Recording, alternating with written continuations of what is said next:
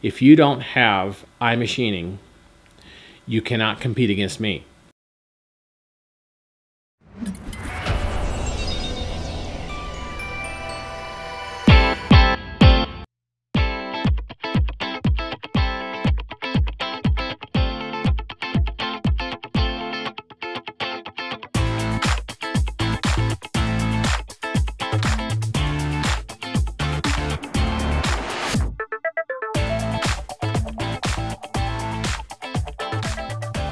Burns Machinery is my company. I have been in business since 1981. I started in the aerospace forging industry.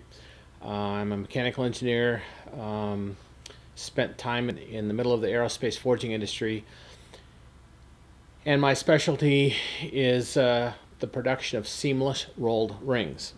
Seamless rolled rings end up in a lot of parts that people don't even realize, including just about every jet engine that you take a trip on.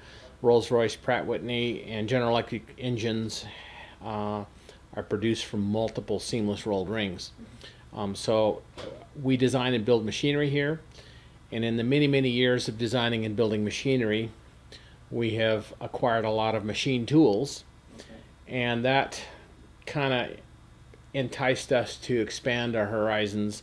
And so we do two things here. We design and build custom machinery. We have a staff of engineers. Our machines go all over the world.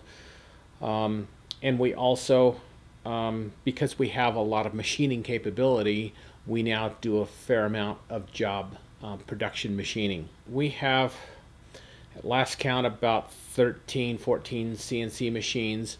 We have 5 machining centers, 2 of those with live tooling. We also have 7 or 8 machining centers, I think 7. We are moving more towards high spindle RPMs, high processing speeds, and trying to standardize on Fanuc hardware. So the realm of high-speed machining has really opened the doors for us. Since 2007, being a mechanical engineer and an old school guy, I have lived most of my life in AutoCAD.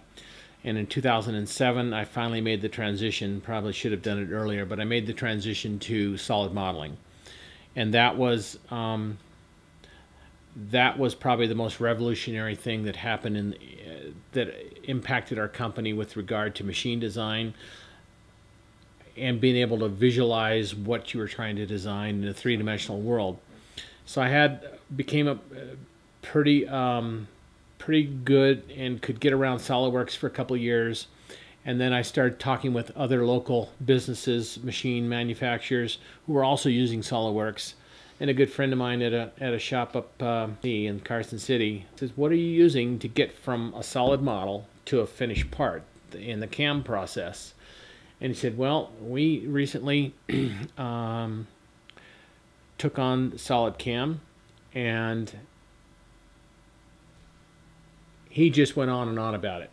And so I was interested enough that I at least looked at a demo. And what I really wanted was software that was integrated into my modeling. I didn't want to have to go to a second piece of software to try to generate code. And there's plenty of software that does that, and it's many steps.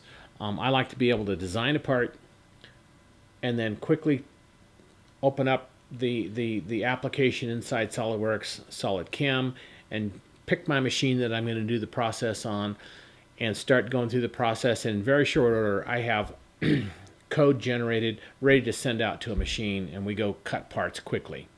And so that has ended this process of hours and hours of typing in code at machines. My hopes are, at least for Northern Nevada, is that not too many people learn about iMachining, because it is my biggest competitive edge over local competitors. If you don't have iMachining, you cannot compete against me, because I will cut the part in a fraction of the time and not destroy tooling.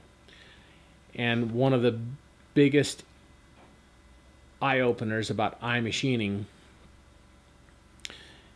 and I have many examples, but the biggest impact that I saw was in cutting difficult materials, stainlesses and Inconels, and many of the difficult to machine materials that are just known for chewing up very expensive cutters. iMachining extended our tool life upwards of 10 times, because when you go into conventional programming methods, you tend to overload the cutter. When it reaches the inside of an internal corner, it chirps, and that chirping noise is just dollars going out your door, because you're tearing up an end mill every time you chirp on the inside of a rectangular pocket. And iMachining eliminates that.